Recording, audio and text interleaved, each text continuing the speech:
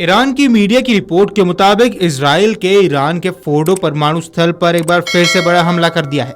Reports की माने तो इजराइल के ये हमले अभी भी जारी है और इजराइल का नया हमला उसी जगह पर किया जा रहा है जहां रविवार की सुबह अमेरिका ने अपने B-2 बॉम्बर्स से 13,000 किलो वजनी GBU-57 बम गिराया था। अमेरिका के हमले के बाद संयुक्त राष्ट्र परमाणु निगरानी संस्था के प्रमुख ने सोमवार को कहा कि अमेरिका की तरफ से अत्याधुनिक बंकर बस्टर बमों में किए गए हवाई हमलों के बाद फोर्डो में ईरान के भूमिगत प्रतिष्ठानों को बहुत भारी नुकसान होने की आशंका है। अंतर्राष्ट्रीय परमाणु ऊर्जा एजेंसी के प्रमुख राफेल मरियानो ग्रोसी ने वियना में यह बयान दिया।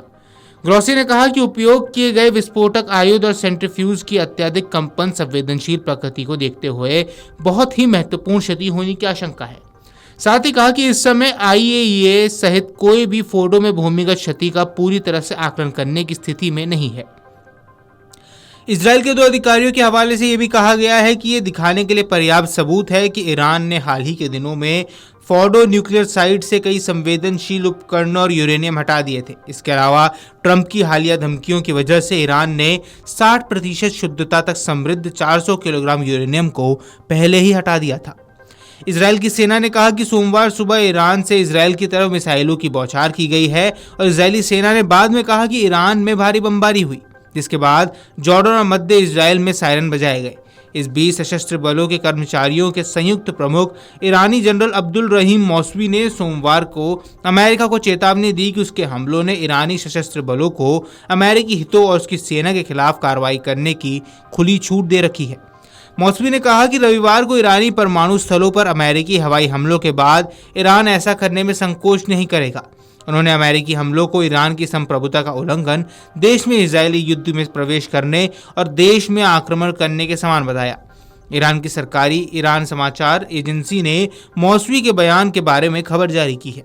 आपको बता दें कि इससे पहले इजरायली सेना ने कहा था कि सोमवार सुबह ईरान की ओर से मिसाइलें दागी जाएंगी। ईरान ने अतिरिक्त बमबारी शुरू की और जॉर्डन और मध्य इजराइल में सायरन लगातार बजते रहे। ईरानी सशस्त्र बलों के संयुक्त स्टाफ के प्रमुख जनरल अब्दुल रहीम मौसवी ने अमेरिका को अब चेतावनी दे दी है। साथ ही हमलों से ईरानी सशस्त्र बलों और अमेरिकी हितों से उसकी सेना के खिलाफ कार्रवाई करने की अब खुली छूट भी दे दी गई है। संयुक्त राष्ट्र परमाणु निगरानी संस्था यानी IAEA के प्रमुख राफेल मरियानो ग्रोस ने कहा है कि अमेरिका के हवाई हमलों के बाद फोर्डो में ईरान के भूमिगत परमाणु संयंत्र को भारी क्षति होने की आशंका है। ग्रोस ने आगे बताया कि अमेरिका की ओर से इस्तेमाल किए गए विस्फोटक पोलेड और सेंट्रीफ्यूज की अत्यधिक कंपन संवेदनशील प्रकृति को दिखाते हुए बहुत ज्यादा क्षति होने की उम्मीद है। IAEA सहित कई और भी फोर्डो में भूमिगत क्षति का पूर्ण आकलन करने की अभी स्थिति में नहीं है।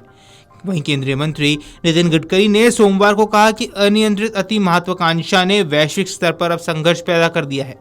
गडकरी ने कहा कि भारत को विश्व शांति और मानवता का संदेश देने की जरूरत है। हमारी विरासत, परंपरा और इतिहास इतना समृद्ध है कि हमारा देश कभी भी अधिनायकवादी और विस्तारवादी नहीं रहा है। आज एक प्रकार की अनियंत्रित अति महत्वाकांक्षा है जो विश्व में संघर्ष का कारण बन रही है और विश्व में विश्व शांति और मानवतावाद का संदेश देने की अब आवश्यकता उत्पन्न हो गई है। साथ ही कहा कि हमारा लोकाचार मेरे कल्याण या मेरे परिवार के कल्याण का उपदेश नहीं देता, बल्कि विश्व के कल्याण की बात करता है। आपको बता दें कि इजराइल ईरान युद्ध के बीच अमेरिका ने ईरान के 3 परमाणु ठिकानों पर हमला कर उसे ध्वस्त करने का दावा किया था। अमेरिकी राष्ट्रपति डोनाल्ड ट्रंप ने कहा था कि ईरान के इस्फान, फोर्ड और नतांज परमाणु ठिकानों पर हमले किए गए। साथ ही ये कहा था कि तेहरान के परमाणु कार्यक्रम का मुकुट रत्न फोर्डो नष्ट हो गया है और एक अमेरिकी अधिकारी ने बताया कि फोर्डो पर B-2 बम वर्षकों द्वारा 13,600 किलो के कई भयंकर बस्टर बम गिराए गए हैं। अमेरिका ने समुद्र तट से लगभग 400 मील दूर स्थित पनडुब्बियों से ईरान के परमाणु ठिकानों पर टॉमहॉक क्रूज मिसाइलें भी दागी हैं। Video desk अमरुजाला.com।